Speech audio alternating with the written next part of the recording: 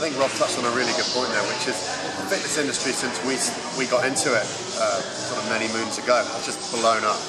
Rob said that when he stepped on stage the first time, there were 4 guys on stage. We just did a WBFF show in London. We had 250 athletes. It was insane. It was packed house at the O2 Arena in London, and it was just blowing up. As in, it was a 7-hour show because we had so many people that wanted to compete. We closed registration a month before the show, so it was just where fitness was and where it is now. It's super exciting, and it's amazing to be kind of part of that, still involved. And again, people looking at us and interacting with us on social media. It's great to be sort of getting the next generation of people into the game and basically working hard, chomping at our heels. Let me ask you this, because I know you're heavily involved with the supplement brand, you're heavily involved on social media, you're heavily involved with working closely with competitors.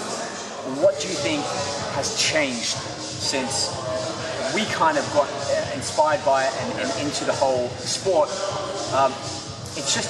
It's exponentially growing now. What do you think that factor is, if there is one? I think a lot of it has to do with the growth and the explosion of social media. Like I think the fact that it's much more visible now.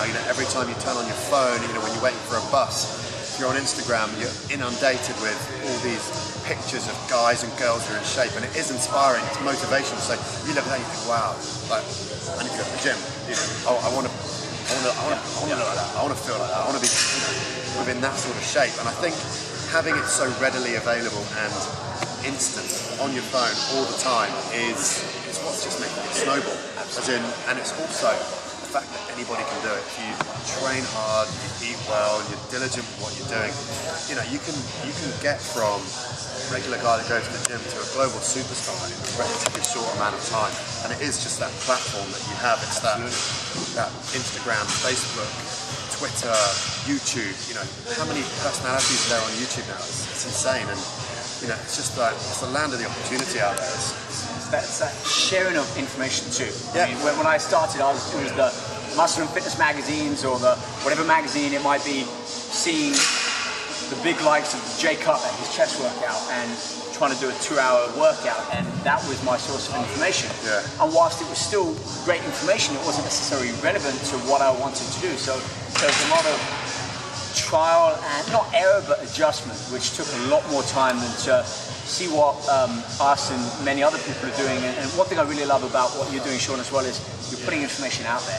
You're saying, this is what I do, this is what I find works, and this is how to do it. And I think that kind of providing information, paying it forward, showing our path, it allows people to take accountability and ownership of their own health, their fitness, their nutrition, and have an idea, have something, a structure to follow, which wasn't always there. And I think definitely social media has helped with that expansion.